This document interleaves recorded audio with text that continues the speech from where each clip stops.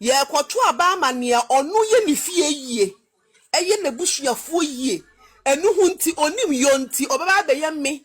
ene wo ni ye party ni yie. Sa nipa ne Dr. Baomia. Ye nkwankoto aba emmo bi a onam na every single time obi na no enye intnani na obo nkrofo threatening people a eye ntro na wo twa. Ana obosti onu nkoa ne wo sika wo Ghana ha. Onu nkoa na esi adan. Sa nipa we obedi yem party ye nimu a me ne wo ye ntimi nkɔ ne ho nkɔgye ade. Party ni bia nkɔ ne ho nkɔgye ade because o de ma wa enche o de beba beto abontin so onu na hwɛ wo onu na ahwɛ wo nana wo nana nkan so a wabusuafo awu nyinaa omo ye si omo 100 years ago onu na ahwɛ mo ye nto aba ma sa nipa no ye to aba mo bia watena se adwen ho se ye the gold e back ye cd a ye ama na ye to the extent say na NDC fotimi befa etimi bokro no ni ono di idea ne bai no wanwia ono implement ye na wagusu a oye ene yetimi ejai ati ho aya depa ama NDC fo abasa mejefi onu tena ho ka se ba omi aye laya no ono sa mejefi na timi afa ho e bokro no sa nipa na ideas aye ni tirimu ma no ono ne ye de na eba More short memory, and Pamu was short memory, and teachers more short memory, teachers more short memory. My drain or form, teachers so my drain or form, my drain or form. To move to meet now my John Damani Mahama, papa, to meet the Adamo, and then ne, or to what? And they are two Abamano. Nana Akufado, any Dr. Mahmoud Baumia. Every November each year. November Bia each year, November Bia for 4 consecutive years. To me, teachers allowance at the Mawomo, Mra, a hinchi bia amount, problem mia and to me amount, problem bia and to me amount. Now, so teacher for way to me for cherry one more say to me can say, Nana do any Baumia or Mutiri more dinning. Yeah, Pabanyo Mutiri more dear, nay, your MPP are buying because of who the MPP are buying Yamam. Well, Mra teachers during COVID, for getting to 7 to 8 good months. Teacher ni bi ankwa adwuma tena fie na so akofo adoni ba omi anka se teacher ni wa ankwa adwuma nti wo salary no mi ntua oka anasa impo me tesompo ba aban wei etua every teacher in this country in full tua no salary full ama wo bia ankwa ahohyenyem da until COVID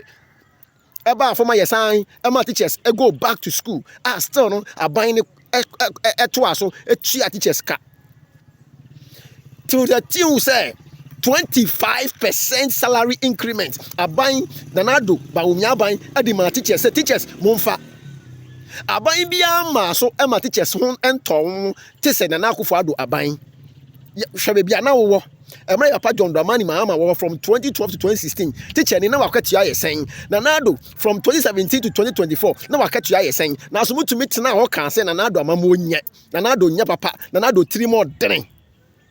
Teachers, and then one who the SC. Teachers, and then one who the SC, and then one who the SC, and then when you make guasi, Makamanua teachers, Makamanua to allowance, and then just say budget amount for the allowance where I ye, and then in Yina, she say, bra, what can the teachers need to be sharp conform no drew woo? Or me shall conform woo, because just my prepra. My prepra, Yatrao, I'm an NDC buying as come young scammers government. And then Musun. Teachers musu munyansu ye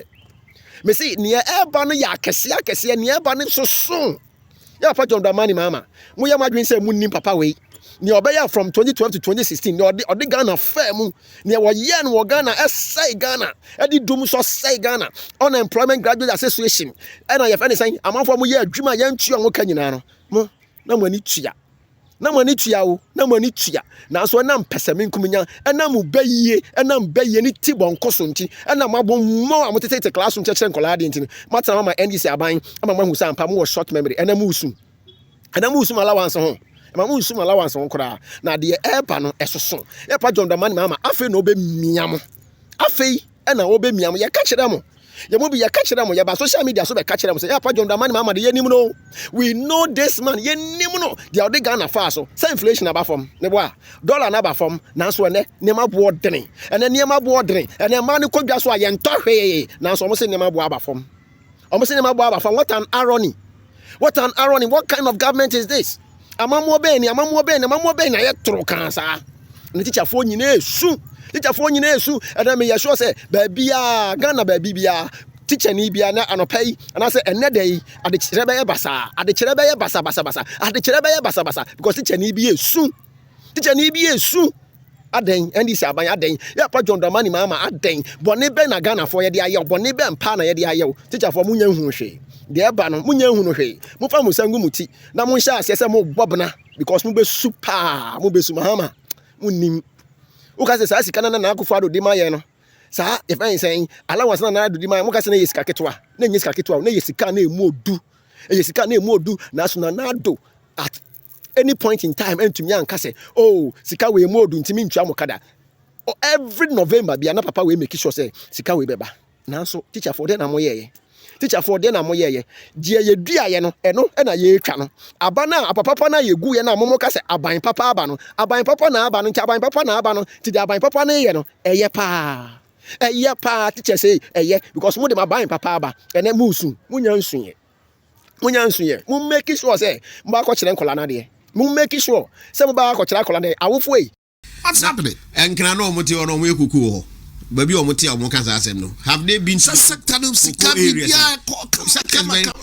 ofori ampo your friends yeah the former chairman of NDC ofosu ampofo ono anka sa say koko boss si on ye board ye friends 3 days in there wakasa ya ekoba bia say dollar ne ho nsensem ti affect cocoa sector na omo ntumi ntu akuafo ka eno me nam kan akuafo na agi omo cocoa a aban na agi cocoa no afri krachefo na agi cocoa no afri omo se mo nyanya sika no eno me nam kan enti wuti joy ho na o kan sa sende na ko omo nko abontene yenya sa amche journalism na omo ye ho no akuafo bufu afu ayiye communities no enye easy ya bie school ankrofo pesika ma omo ma omo akọ school omo nye sika ma omo na ukotra enkran na o ka jom say cocoa sector na everything is okay e wo hefa oh say bi omo so monitor no mo call grounds na just say monitor communities no monitor na e hefa Bono region na Ashanti region na say western north e wo hefa ana voter region because enkran dey enim say cocoa ni ho enti mfa no mo koy ofa ya na omo nya sa ne ma no mo akuafo no buafu obubuafu me say nra najo audio so we say me nya omo permission ka me be mo no wa bobi no wa mkrofoti it's very bad enti e besre cocoa board for akuafo na yaje omo cocoa yi ntimi ntua ka ye modern say betumi atua akuafo no ka me community ba ko oja ma so kufiti akrum e ben Cote d'Ivoire ene Cote d'Ivoire na ye border dizera mu nyina ne Cote d'Ivoire akuafo na ti cocoa pese omo nya omo nsaka omo sika omo nsanka enti the opposite of chance on fan Cote d'Ivoire no nkoton yeso ye mpene sa ba ya se dodo na cause say yo omo de wa yi kwan yo eno ami ame pon ye me ye several calls eja be share influence bia ba no me point me ye cause be se be bisemu ensem se ye sax cocoa sax no krado ye ton under NDC omo ton cocoa sax and I was like wow the nim na ye ka ho asem a kira ba na se obetia wontie no person ye de oya because afiwe no de ama cocoa no abamo de ama cocoa no abamo no say ye area hono sisi adwuma mo ye ho pa ye cashew ena cashew no mo identify hunu say wodi cocoa no si cashew na say yeye enti akuani bia wo cashew bia wo say dua cocoa wase for the past 3-4 years ni me ka say me koye MC ndi omo ye ne say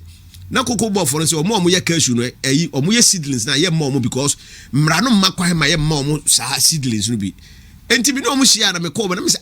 be cashew na say ba bia cocoa wo bia na ayi ade ntina sa akuafo no mom ntimi ni agric director no ne nkofo no ka say na omo say chief de o ka na ye no kre e na omo hia say na omo akuafo a hia say cocoa na so. And for the past 3-4 years, akuyafo amu cashew wo Jamaica South na other areas ni omu cashew na obi a cocoa say wo cashew na ase. Enti ama cocoa no aba more. Obi a no sesa 3 bags and no tumi sesa 10, 15.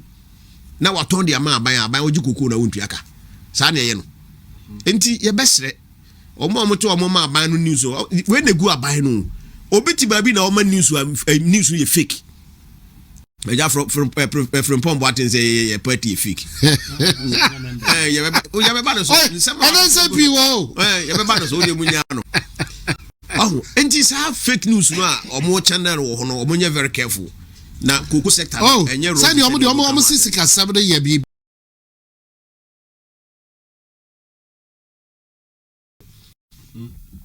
because almost is cedis now,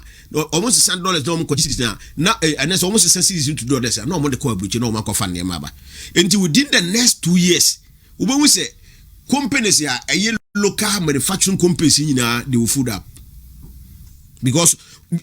importation no is very attractive more than the exportation until untum export to nema ubia be sese sika na wakwa akokra nema na odiaba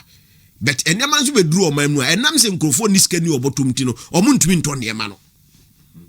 That is the situation we find ourselves now because of sad dollar ya manipulate e ka ho asema nkrofo bi say eye obi yare de ka we nya say eye obi ayo over la 2025 no abaya ntumi amiti the revenue target because dollar no e kosa no e affect revenue of the government. And untina nemba habani yes obey nyina no want to ever gold what for mka so mama $250 million. Afinu kwa wi o mama 1 cedi. Bank of Ghana na finance adeni nyina. Enti ye kwaya na se bai. Wo hwe all the sectors abani yes o disika beko be no mutumi release up to 50%.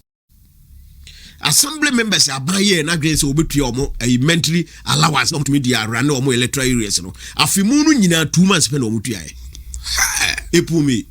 yeah by papa ba June July August September October November December nil once the cranko enti yekoya na se buy enti ye besere o say me bebo omo aba so ha say me baby am free banti local government ya omo ye na omo sika 80% de kwa assemblies no me catch omo say e very good thing so omo ye na omo bo assemblies no na assemblies no e financially sound no omo tumi omo adwuma but omo tu first quarter second quarter third quarter was not paid fourth quarter zo akwa wie really I'm telling you so omo release ye bi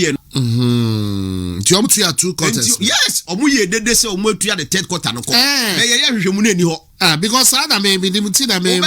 another price na omo be read the budget no o issue statement bi o say abai no transfer third quarter na de chi ya no say withdraw sika no hey and people are quiet because we are not looking at it amon maguase so adi wani so o pre dodo o pre Juma numisa na kojampo abetra ha ai nipa na motum koto man MPB na motum koto man do tema no bamu mo me nche kojampo wo de odi gwaso betime di watemu wo de menu ye age group betime di watemu utie kojampo so odi nkwasi asema meken mo asema kire baba ai nipa na mokoto bana man mo so mpese obedi president no mo musa se we bia djuma aso agimi aswane wasie Kwame Nkrumah obi adwuma Kwame Nkrumah obi adwuma eso se ne ye ka obi ye bondi wo Ghana na Kwame Nkrumah obi adwuma ma obi asa obi president e kasama na mre ai ana omi adwuma obi adwuma na so wagimi a ye ka omo obi adwuma no mbetimi am ese do mo ye president ya ke ese ko high dongote ni ekofa Elon Musk na nko obedi Ghana so mai kaya ya bobo sika no a ni ekobo Elon Musk pa si e pa ne chew o medi Ghana so for 4 years be mai na nke atua ne kana obedi yeso omo na bia enwuma omo na kura over millions of workers adase na wo wadwuma 2x4 no a waye na o man FM ni pa okuru 30 o man FM Odo wa asem ebua no Oma FM enimo Medina go and ompo aduma okan e wo kwa no ho Medina zongo nyoshi kwa no e wo ho uru a Oma FM ni na tu na ebo mu ho ko traki se we kese odu 30 a omu na ejeja go and count wa wo Ghana asem ebua no go and count by yourself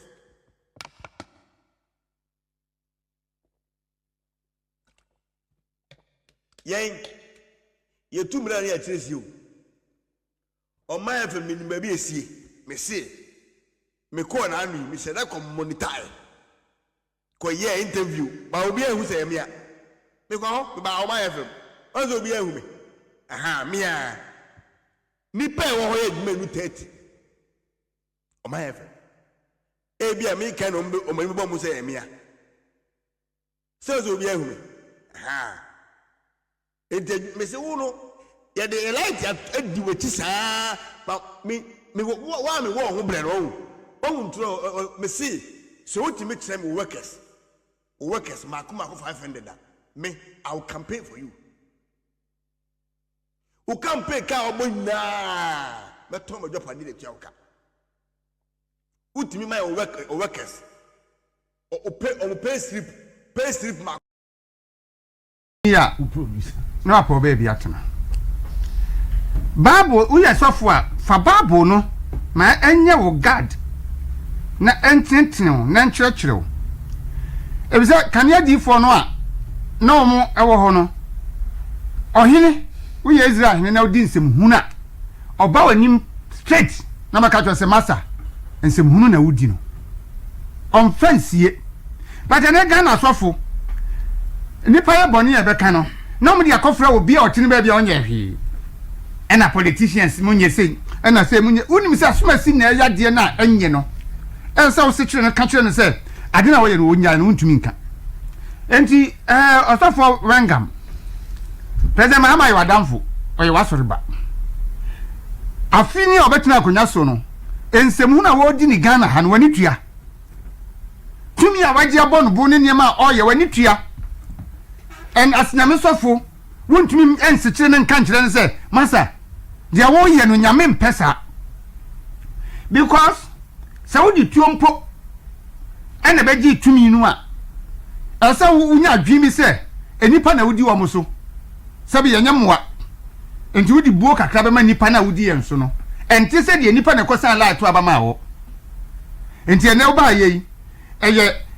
obi hu imehi enti me ne be chia yam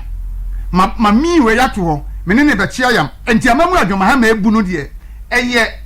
vengeance awreto amamu na adwoma ha ma ebu enye se obibu ma me da bia me kase adwoma ha ma ne second come we o me ya de papa ba akokra ma o man nu akọ aba to ni paso vre san amani fie na na so na waja ye hono asese sika no bia gu politank me no okọ no baby eno an obaye ho adwuma na se boss na se wontumi nka dia a osofo aba better se obeko anu atum since wodi ba wada nyakukodo ba go se paimuka kanimu ebra sani brezemu ndi se wontumi nka no se wodi ba wada dia wan kan ye na ye nyina lati ho na dia obeye bia wonye eya dia ni ansu anto ade besan enfie na no so no so won kokura no a ebedum na bia nyame beku no ne ta beso nyame eku no ma na wu obekọ na Ghana da ho Koka, it's now can be used. Because what for the said you don't forget. Daru Obakaya President John Dramani Mama ye interview bi oka say nanado enyo no de be face kan na ninu an be esika no. Yes. Okay. Makande bi ase bibi anana John Dramani kan wo opposition ni bibi o kan any bibi a o comment about biya no. Opa the first 1 year ni hwe bibi o kan bia no o ye a chensa me pa cho boxing no said ni nua na kan sponsors no